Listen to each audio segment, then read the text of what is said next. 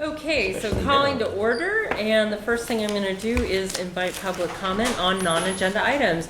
And I would like to recognize the illustrious leader of the Faculty Association, Mark. Okay, so not to be alarmist, Okay. but we're getting a lot of interest in what the district's response is going to be to the coronavirus. Okay. As far as I know, Alex has done an excellent job of putting stuff out there on the nice to know sheet. Mm-hmm. But there's been nothing that's been sent out to faculty specifically on what they should do, what they should prepare for if need be, what would happen if there's a quarantine.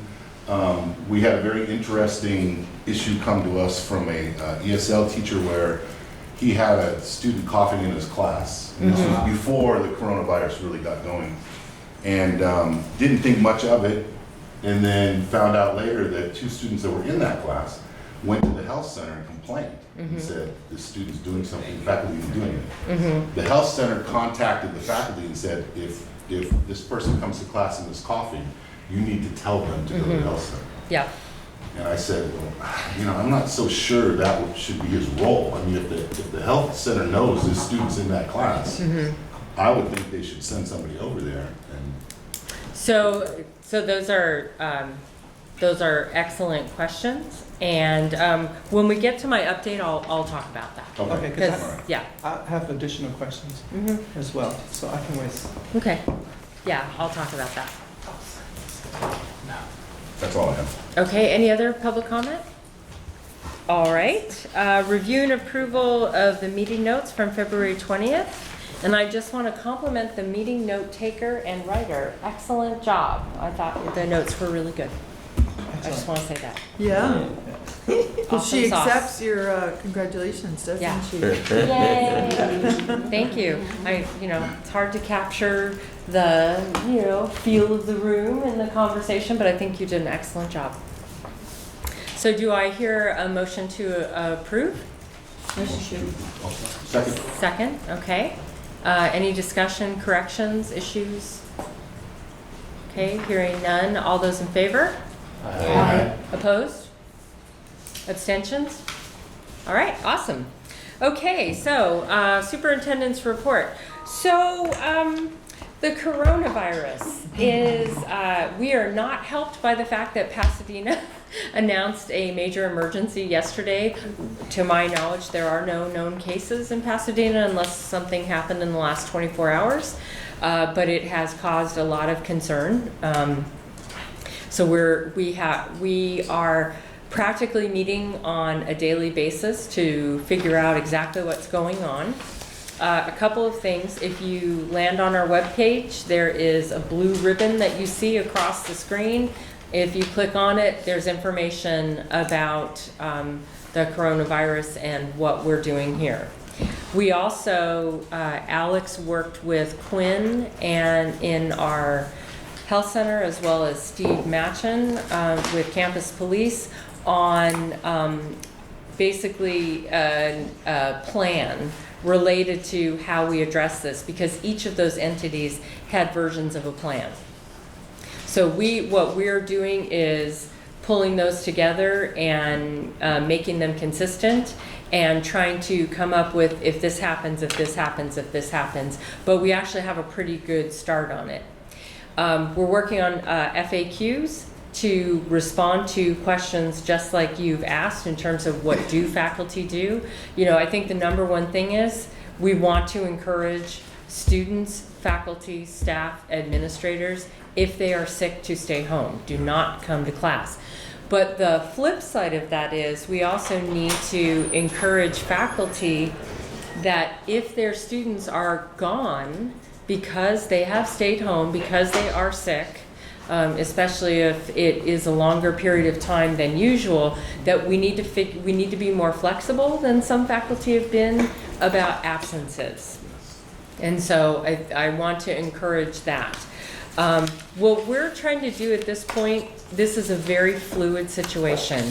So we have taken small steps like increasing the amount of hand sanitizers around, encouraging people to make sure they wash their hands, stay home if they're sick. We have facilities folks going around and wiping off all of the doorknobs with disinfectant on a fairly regular basis. They were coming around so that's happening across the campus. We're going to be working with I-8 to focus any sort of food service, have somebody actually serving the food rather than having people self-serve their food. And that even goes to when you do packaged food, you also don't want people pawing through the packaged food either, because, so we're trying to be very proactive about that as well. We also, I think if we haven't already stopped, we're going to stop fresh fruit and fresh vegetable distribution in the Lancer pantry, because those fruits and vegetables come from all over the place. We don't have control over where they come from. People are distributing them, so we're trying to figure that out. I don't know where we are on that, but I know that we've had concern expressed. Now, at the same time that all of this is happening, we also have a group of students who are leaving for Oxford tomorrow. And Oxford, as you know, is in the UK. At this point in time, the UK is at a level 2. The trip is paid for. And if we were to cancel today, it would cost us $200,000. That is the fee. Because we would have to pay $9,700 per student, is that right? And then we have 2 faculty. So after a lot of consideration, consternation, thinking about it, I authorized the trip to go forward tomorrow, because we don't have a clear reason to incur $200,000 of expense, and because if after the students get there and the threat level is increased, the company that we contract with is responsible for bringing them back. Similarly, we have is it child development trip? Yes. In April that's going to Denmark. They are also not at a level 3, and that is also paid for. So we're going to, at least at this point in time, allow that to go. But everything is fluid. You know, the information that comes in, and I can't stress that enough. Number one, it's really important that we all remain calm. Like, this is about being calm. Secondly, what I say right now at 10:10 on Thursday morning may not be true at 10:10 on Friday morning. And I just want to impress upon everyone that it is a fluid situation. And as more data points become available, as, you know, all kinds of information comes in, we will make decisions based on that information. What I'm not willing to do is make a massive decision that potentially is unnecessary or cost prohibitive. Now, the Japan trip that is planned, the study abroad, is most likely going to be canceled. We haven't officially done that yet, but we're not up against a deadline. There is a deadline for canceling that. What we do know, though, is that we are not going to do Florence in the fall, because that would require us to start marketing for that trip right now. So we are not going to market for a trip that we are not sure we can actually do. The Japan trip is full with a waiting list. So we're just hanging out on that one. We're not at the deadline point yet. But so, again, not doing that. I've been asked about in-state travel, out-of-state travel. A conference was canceled in Florida, so some folks are not going to the Eleusian conference anymore. At this point in time, all in-state travel is still happening. I'm the vice chair of the California Community College Athletic Association Board. We have a conference April 1st, 2nd, and 3rd in Ontario. We've been, of course, fielding a lot of phone calls about that. Is that still happening? At this point in time, that is still happening. And we've been in contact with the hotel. They're taking precautions as though they were a cruise ship in terms of trying to maintain cleanliness and, a cruise ship that's, that has to always worry about the norovirus. So that's a very long way of saying that, and so a couple of things too. We are working on, if we haven't already done it yet, a form that will be available on our website so that if a student or a faculty or staff has a question, they can write the question and submit it. We're also working with our phone, our 24/7 call center to develop a way to accept calls that ask these kinds of questions too. Terry, have I left anything out? I just wanted to add one thing. You mentioned that Great Britain's on level 2. Great Britain's on level 2 because of terrorism, not because of the coronavirus. Yes. So, not that that makes people feel better. But they're not level 3. It's not Yeah. because of the coronavirus. Right. Although things are changing because Great Britain did have their first death. So. Yeah. So it's possible our students could get there and the threat level could go up and then they will come back. But as of right now, that is, not the case. Yes. And then, sorry, the other thing I wanted to say in regard to Mark's public comment, actually there will be an email from me going out shortly after this meeting. I've been working with Alex on drafting that, and so the almost final draft is in my inbox right now. I just got it from Alex, and so I'll be making some changes and that's going out specifically to faculty of how to deal with this in the classroom. Great. Yeah. Yeah. Gary, do you have a question? Yes, I had 2 people contact me and said that their manager told them to go home. And so my concern is the paranoia, people like coughing or whatever, they're being told, and this one particular person I can share with you later, she was told not to come back until she is cleared, and whatever that meant.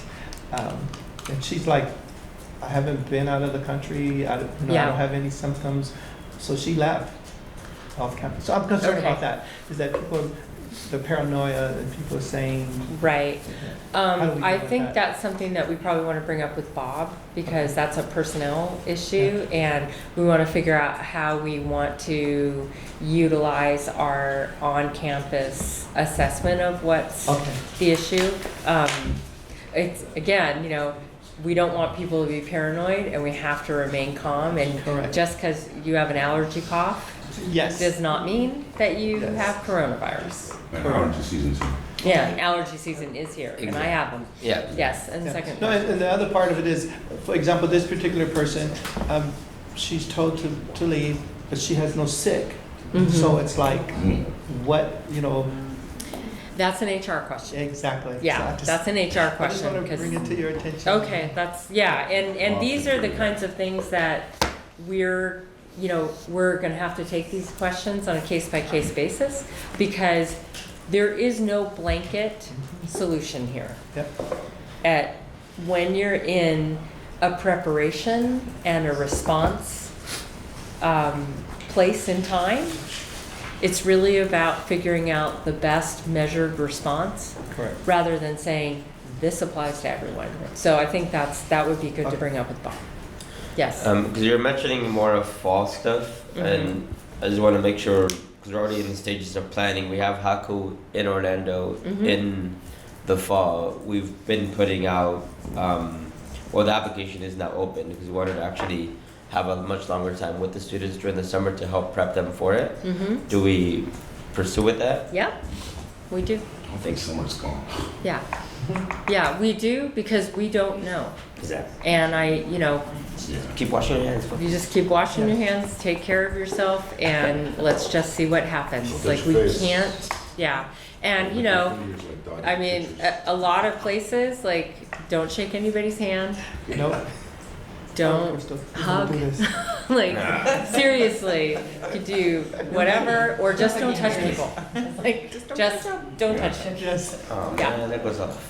The other thing I had a question about is, I know in my division, we all got an email from Liesel yesterday. I don't know if you're aware of, but she's talking about putting together some kind of a task force in the PCA division to deal with these issues. And I think the problem with it is it's kind of like getting people together just to talk. Well, I But think, it's not, you know, she clearly says, well, we can't make any decisions. So it's like, well, I think that the most that's fine, important thing, no, I think the most important thing is in the event, not here yet, in Right. the event that for some reason we can't have people come to campus to engage in the learning process, how are we going to accomplish that? And I think that it's important. Well, and if it's online, you know, Terry, I'll let you take this one. I'm not the CIO. Well, so I would say two things in response to that, and I know Alex is working with Quinn in regard to putting together basically a plan for how we at this college deal with diseases that are caused by things like coronavirus. And in that, so I've seen a draft of that plan, and one of the things it says in that plan is that units, departments, divisions, should be thinking about how they do their work and how that will be impacted as different levels of emergency progress.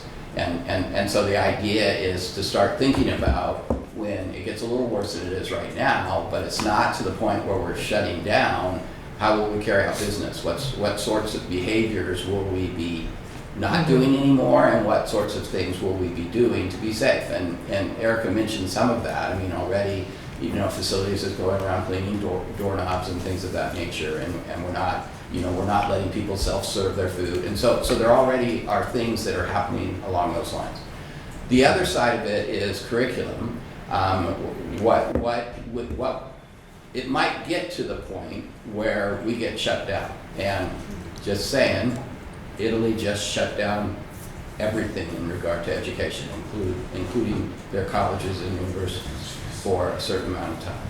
And so we're not as bad off as Italy is right now, but there is no telling how things might progress. And the United States is really like multiple countries. And so, you know, right now, the state of Washington, you know, I would say is level 3, or at least regions of the state of Washington.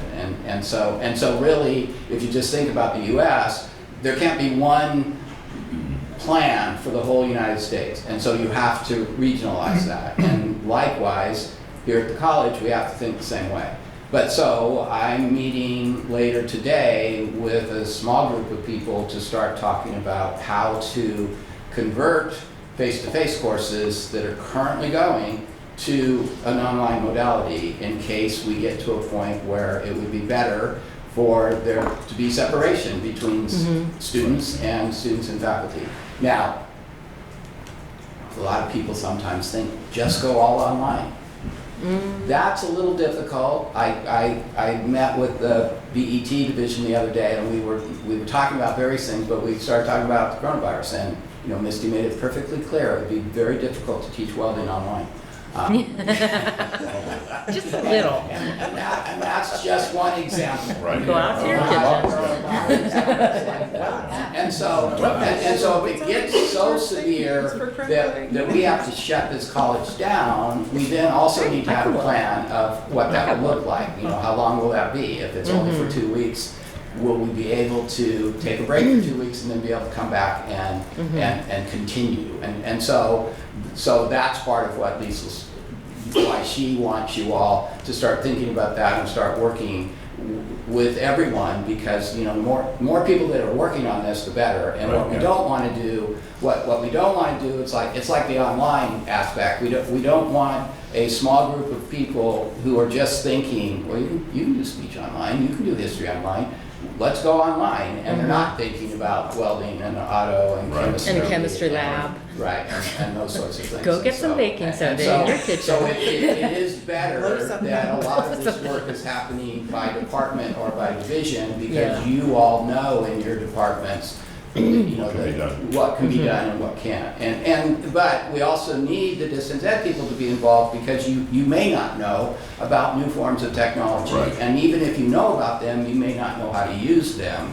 And so as we do this conversion, there will also have to be a lot of training to help people who don't normally teach online to now be able to teach online, so that we can continue to serve our students if this gets worse in this region. Look, can I ask, and I don't want to take up all the time, but if we should have to close for an extended period of time, how does that affect the students as far as getting credit for that course?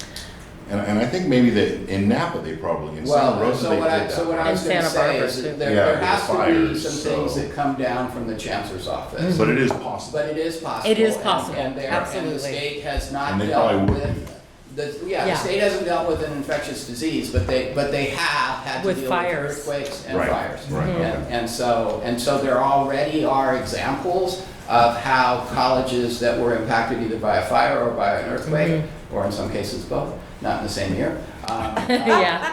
What they do. they could do to basically allow students to get credit for the work they had already done, and what they could do in regard to tweaking a little bit in regard to Title V and Ed Code. And Yeah. so that is an important part of this, is that, the Chancellor's Office is going to have to weigh in at some point. They're pretty quiet right now. Yeah. And I think, and I'm gonna say, and with good reason. Right. Because we do not have any call or cause at this point in time to close colleges. Right. Oh, no. And so we don't want to do anything like that prematurely, especially because what comes with that special guidance from the chancellor's office is basically an assurance that they're going to pay us. Like, we will still get paid. So that's the revenue side of it. But then what we're concerned about, and really what they're also concerned about, is with the Carnegie unit instructional side of it too. Right. And so they can only really control one half of that equation. And so they're reluctant to come out and kind of do that when the other part of the equation still needs to be figured out. Yeah. I have personally seen, again, I'm looking at the Alex's email, and I mean, yes, the top is more on data stuff, but the bottom is just really what we need to keep on doing. And it goes to what Gary was saying as far as somebody being here and being sick. I just think it needs to be reminded, whether it's a simple big poster flyer that's put on campus, like, it just very much of the, again, freaking hand washing, and with the sickness part, like, stay home when you have a fever, under your temperature, like if you're coughing and sneezing, just cover a mask or whatnot, just simple things like that. I'm not sure if it's needed or not, or just make sure, I know the staff got this email. I'm not sure if students got the email. Students are getting emails, Right. absolutely. So just, again, simple things like that, but that just needs to be reminded, and as far as for staff and faculty and managers, that it's, a cough doesn't Right. really mean anything just yet. Well, and in this situation, this is where it's imperative that everybody takes ownership Yes. of this. Everybody takes ownership. So I am telling all of you what I think we need to do, but ultimately, when you all go out the door, you're in your respective areas, and you're part of spreading the word. You're part of remaining calm. Yeah. Really important. Well, I know, I told my students, if you're sick, stay home. Yes. I won't come and meet you. Just Yes. stay home. I don't, And that'll be part of just let me Terry's know, email. let me know. Don't just disappear. Let me know. Stay home, and Yeah. it will be considered excused absence. Yes. So being one of the disciplines where online education is not going to solve all of our issues for Yeah. teaching, would there be a consideration of skipping spring break if we had to lose 2 weeks? I think Maybe all of the, moving, yeah. to no exam week if we had to? I think Make up all the of that time? would be on the table. I Okay. think the thing is that if we find ourselves in that situation, all of those kinds of ideas of, well, what if we did X, will come into play. Okay. Just don't want to pre-do it. Yeah, I just don't want to be told I'm doing chemistry labs online, because I'm not. No, I know you're not. I know you're not. Okay. Yes. You could do lecture online. You could do lecture, but not the lab. Inefficiently, You I can could. demonstrate. Well, and I appreciate that very much. But you might have to do lecture online inefficiently. And so and that's why, I mean, part of this, and part of, Erica said the Chancellor's Office hasn't done anything yet, but from a Chief Instructional Officer's perspective, what they could do now is basically tell us where in Title V and Ed Code they might allow some changes. And so, distance, you can't teach a class online unless Unless it's been approved. for teaching it online. And Yeah. so, and so, you know, when I say to faculty, well, your class could be taught online, but it hasn't been approved for online instruction, and you haven't been trained for online instruction, Yeah. we have to figure that out, because, you know, you're saying that teaching chemistry is inefficient online as opposed to face-to-face, the lecture part, and it would really be inefficient if you hadn't made the adjustments of how to do it online, and you had never been trained in teaching online. Yeah. And so those are all part of the conversation. If we have to do this, Then what are we, then- how are we then- gonna then do it? how are we going Yeah. to do it so that it is the least impact on the ability of faculty to Mm-hmm. deliver instruction, and it's the least impact on student learning. And- yeah. And Veronica, and I appreciate very much, you know, you throwing out the idea of changing finals week and Yeah. maybe not doing spring break. I mean, those are all things that we have to think about, because we are required by Ed Code to have a certain number of hours to give a student a unit. Yeah. And unless somebody basically says we don't have to follow that part of Ed Code, Right. we have to follow that part of Ed Code, and so we have to figure this out. And so, Yeah, just to Dr. Junie, regarding the letter that's going to be going out to faculty, I'm hoping that information come out to staff as well. Like, I operate a lab that has open lab hours. I interact with students, and there are probably others on campus that do the same thing. So that information would be yeah, I think what I appreciate that, and I think what I would say probably what's going to happen is it will go out to all faculty, so full-time, part-time, but I think it obviously needs to go to deans, and it needs to go to the classified employees that support instruction, because they need to be as aware. And so, yeah, it doesn't hurt to to send it to more, but Yeah. the way it's written, It's for there's faculty. parts of Yeah. it that should go to students, but the way this is written is directed at faculty, and so we need to rewrite it when we're sending it to students. Okay, so I think I've done enough of an update. So I'm gonna move along to Crystal and an accreditation I'll be update. brief. We are 1 year out from our accreditation site visit. Almost to the day. We are 10 months out from when our ICER is due. We are now in the process of posting sections of the ICER to the accreditation website for third-party comments. The introduction is up. The comment box is there, so please encourage people to read the introduction and each standard as we post it, and provide feedback to the accreditation standing committee on the standard or introduction. That's it. That Awesome. was quick. Yeah. Okay. Old items, discussion and possible action, calendar 2021, Dr. Junie And Dr. Ennis. and Dr. Hennis. So I handed out just a little while ago, if you didn't get a copy, I put another pile up there, but basically a draft 3. And it says it right in the middle, because when you copy these, the really light draft 1 and draft 2 on them goes away. And so draft 3 is a modification of draft 1. So, I'll cut to the chase. The calendar committee had a conversation about draft 1 and draft 2. The differences between draft 1 and draft 2 were the end date of the spring semester. And so draft 1 ended on June 14th, which is a Monday, and draft 2 ended on June 11th, which is a Friday. And so basically, there were a number of reasons for that. There were also a lot of conversation about the impact of that. And so without boring you with the details, and if you want to know the details, I'll gladly tell you, but basically the committee, after long discussion, decided that draft 1 that ended on the 14th was our best option. And most of what the issue was about is the number of Monday, Wednesday holidays, and if we eliminated another Monday, the impact that would have on Monday, Wednesday classes. And a huge part of that from a scheduling perspective is we would have to change the scheduling module for Monday and Wednesday. So if you taught Monday, Wednesday classes and you also taught Tuesday, Thursday classes, the number of minutes or hours that you met each time would be different for your Monday, Wednesday classes as compared to your Tuesday, Thursday.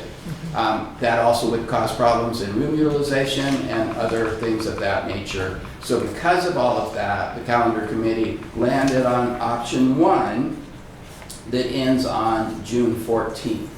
Now, we then talked about the first day of summer. And you'll notice on option 1 that it's June 16th. So basically, one day in between. And the calendar committee talks about this all the time. How much time is the appropriate amount of time to put between the end of one term and the beginning of the other? And I can just tell you that one day is not Ideal. Right, it is not the appropriate amount of time. So why was the 16th chosen? Just really quick, you have to have at least 3 days of a week scheduled in classes to be able to collect apportionment for it. So you can't, you can start on Wednesday, you can't start on Thursday, and you can't start on Friday. So basically, you can have one day and start on Wednesday, or you can have 4 days and start on Monday. The other part of the consideration is when is census for 6-week classes or 8-week classes that start on any day. And so these are, and again, these are all what we will call the attendance accounting method for these classes is daily. And so you have to count the number of days. And you have to meet the hours based on the number of days that they meet. And census basically is 20% of the course. So 20% of the days. And so we want the opportunity to collect FTS in either the 2021 year or the 21-22 year. And the only way you can do that is this: if census is in the 2021 year and the end of the class is in the 21-22 year.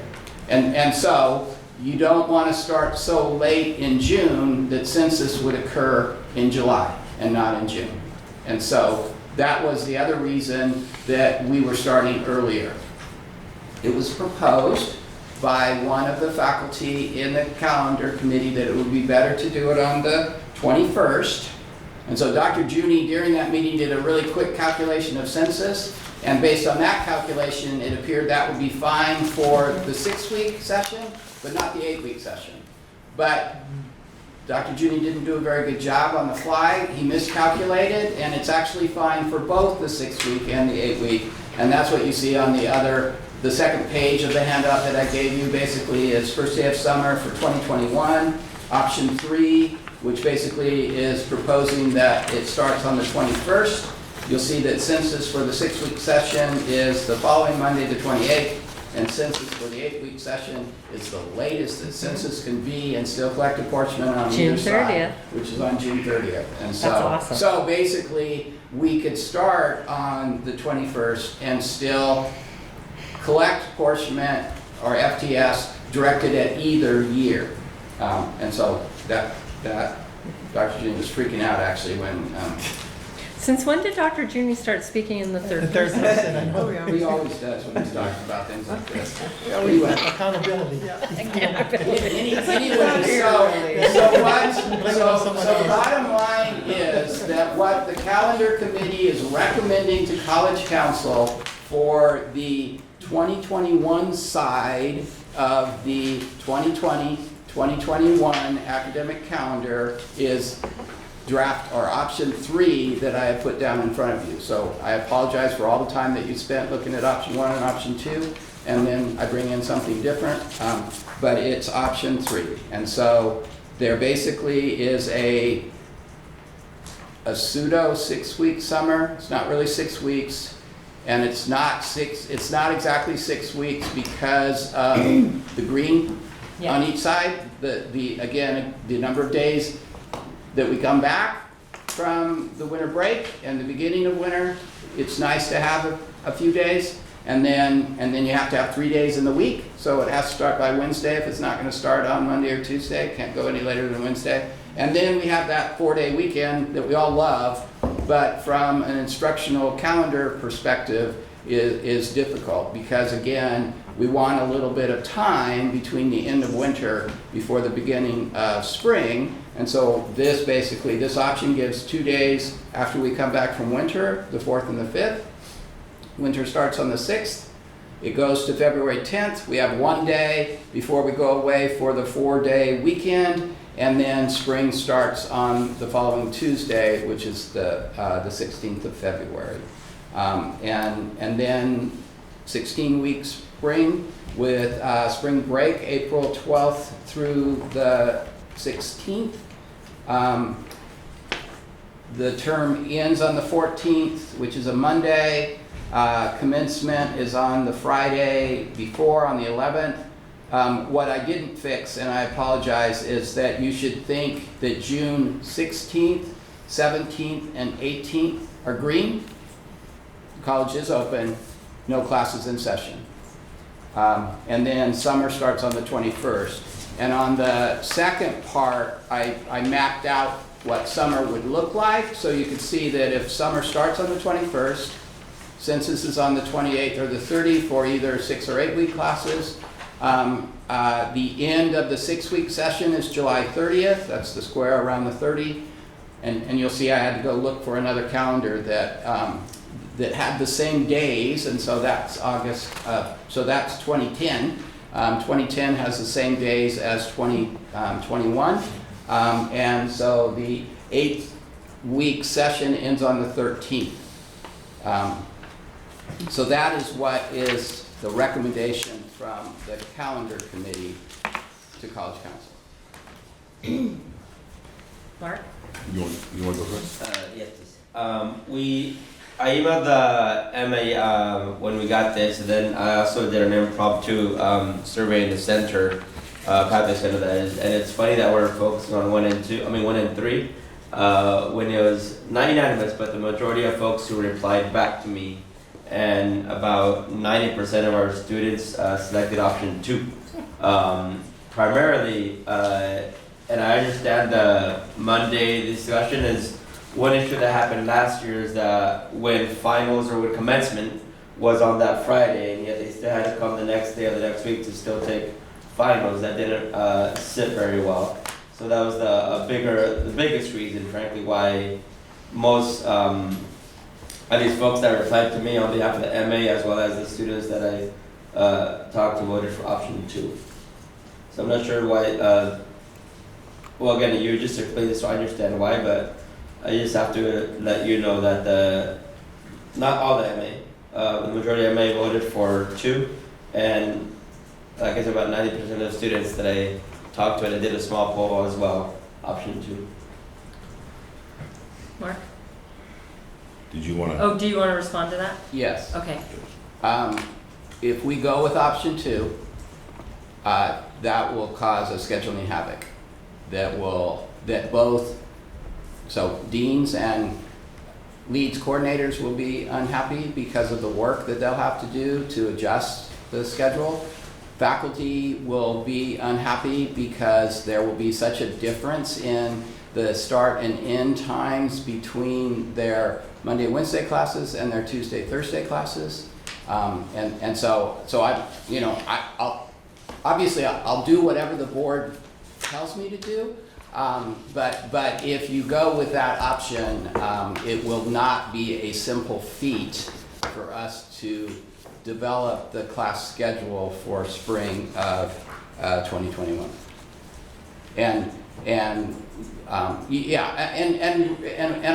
To be fair to the other part of this, I mean, I took this to the Dean Council the other day, and what they all said is we like the last days on the 11th, but they said if it doesn't have any impact on developing the class schedule.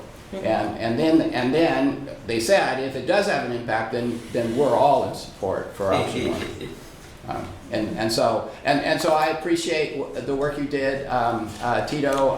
Unfortunately, the MA as well as students don't know the implications that happen behind the scenes, basically, to make that really small change of ending on a Friday instead of on a Monday. Mark?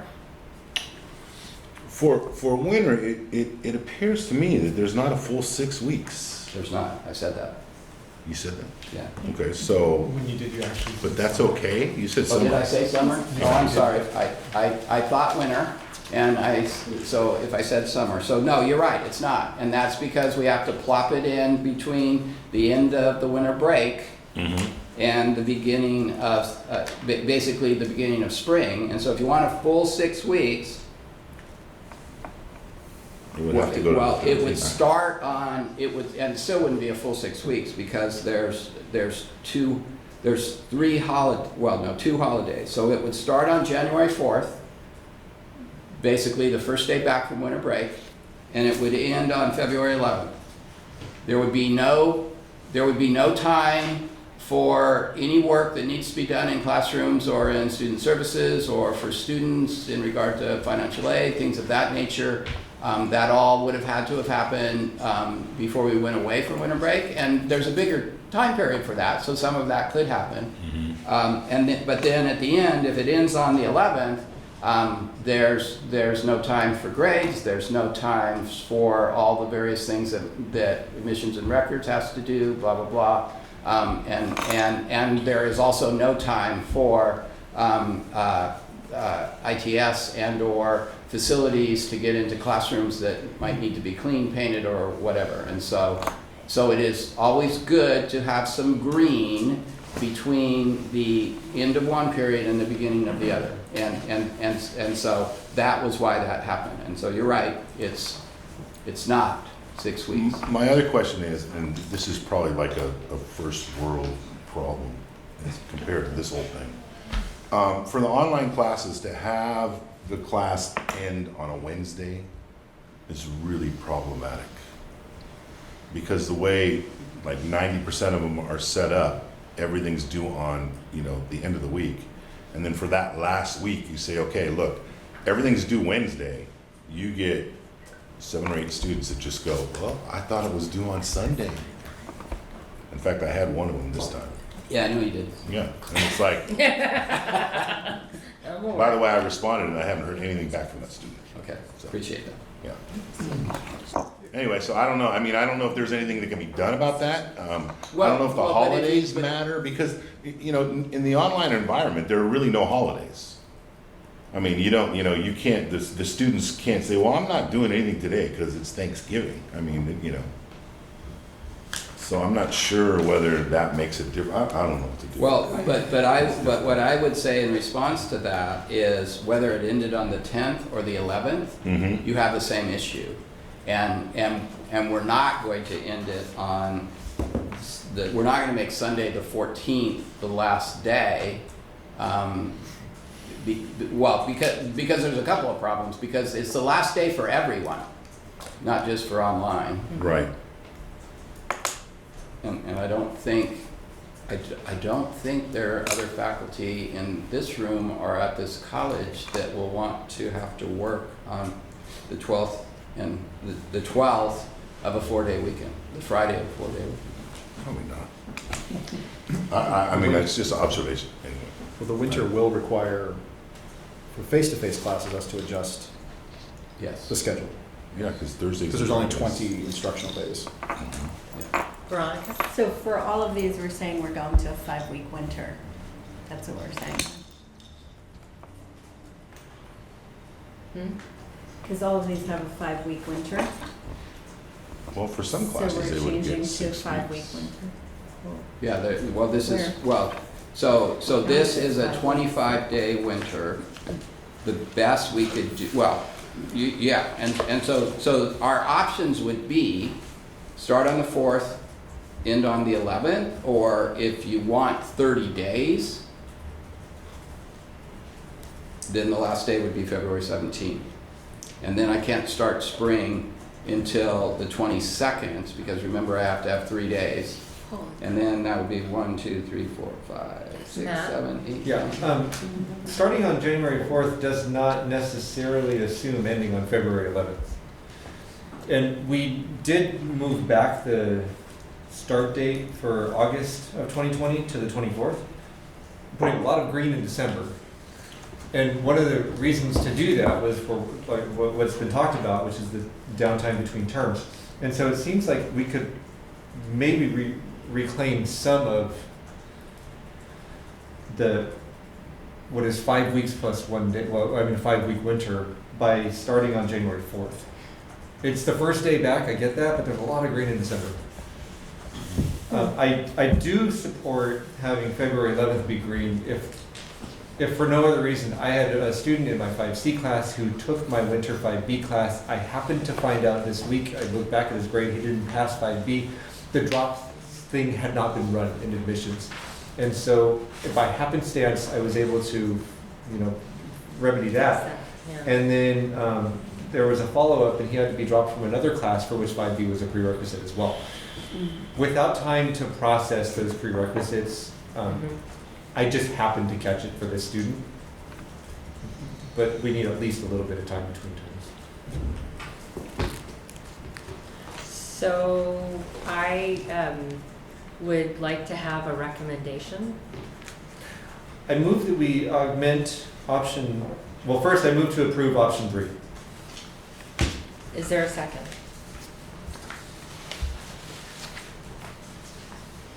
Okay. Is there an alternative motion?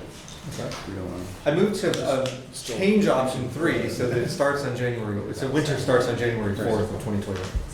So you're moving to adopt option 3 with the caveat that it begins on January 4th. Well, I'm moving to change it because nobody wanted to adopt it. So Okay. maybe if we change it, it might have a better chance of being adopted. Is there a second for that? Second. Okay. Discussion. Option 3, moving the start of winter to the 4th. Procedurally, can we have a motion with an amendment embedded? The motion is to change the document, but Okay. it came without having Yes. This didn't come recommended from the calendar committee, right? So we can. the 4th didn't. But when I said option 3, nobody seconded it. Yeah. So I can second that to allow the discussion and the amendments. Yes. So I will second the original motion so that we can have discussion and open up for amendments. Okay. So the original motion is to adopt option 3 is now seconded. And now we can have discussion. I move to amend option 3 to start on January 4th. Do I have a second for that amendment to the motion? Second, just to Okay. discuss. Second. Okay.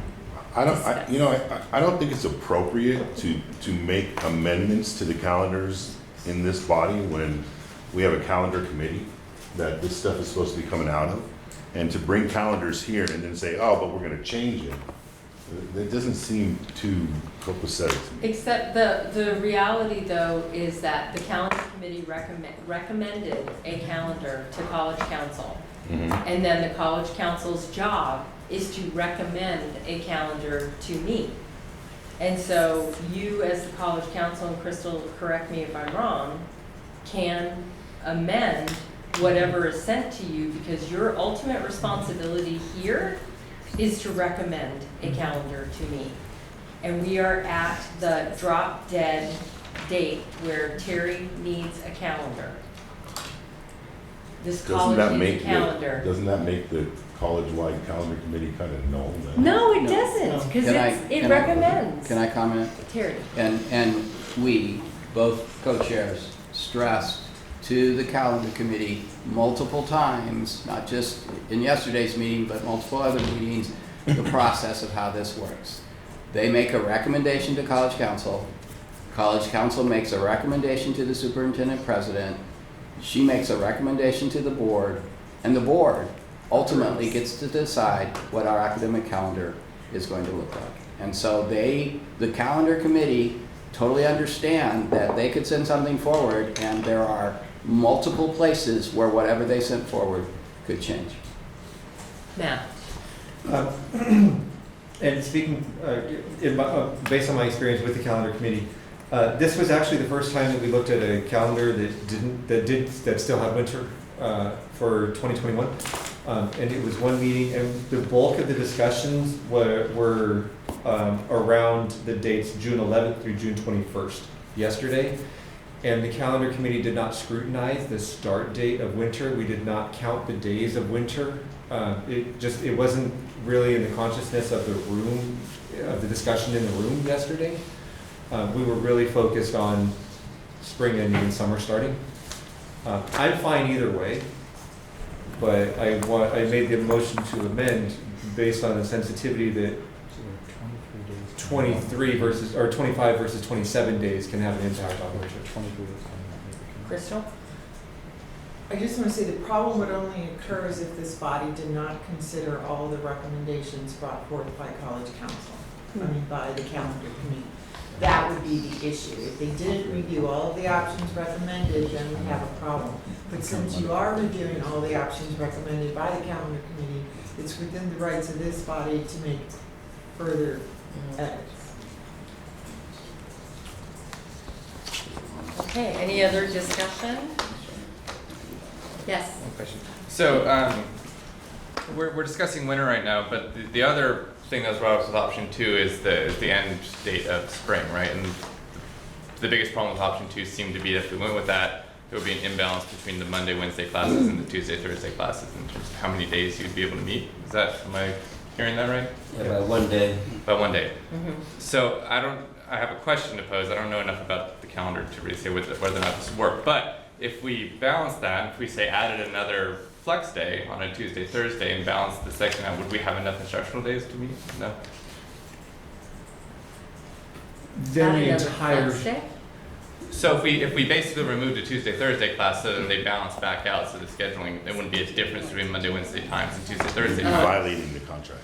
Are you? Okay, I don't know. Yes. I don't know that. The contract says 2 days per year. Here. and then the entire schedule would have to be revised for every meeting pattern. Sure. Yeah, that was my question. Yeah. Is Yeah. that would happen? It would. Okay. Other comments? Okay, hearing none, we vote on the amendment first and then so we're gonna vote on the amendment to option 3, which is to change the start date to January 4th. All those in favor? Aye. Opposed? Abstentions? I abstain. Okay, Matt and Mark have abstained. On the motion of going with option 3, all those in favor, say aye. Aye. Opposed? Okay, Opposed. one opposed, and abstentions. I will abstain. Okay, Mark will abstain. Okay, thank you. Okay, any announcements? So let me make sure I know what we did. Start Option 3 starting on the 4th. Because Yeah. I have to do some work to get the version to go to the board. Yes. Any announcements? I keep announcing every time we meet that we have our Explore Your Career Communities event launching next week on Tuesday, March 10th from 11:30 to 1:30 and Wednesday from 3:30 to 5:30 in the quad, rain or shine. We have some tents, we have umbrellas. Okay, So great. You have hand sanitizer? We will our have hand hand sanitizer sanitizer. wrapped. We are being very coronavirus aware. Yes. Anything else? Yes. Today, Associated Students has their student awareness fair out in the mirror pools out over there right now. Oh, awesome. So Okay, I recommend you send your wonderful. students over there. Great, thank you. All right. Without any other announcements, the meeting is adjourned. Thank you.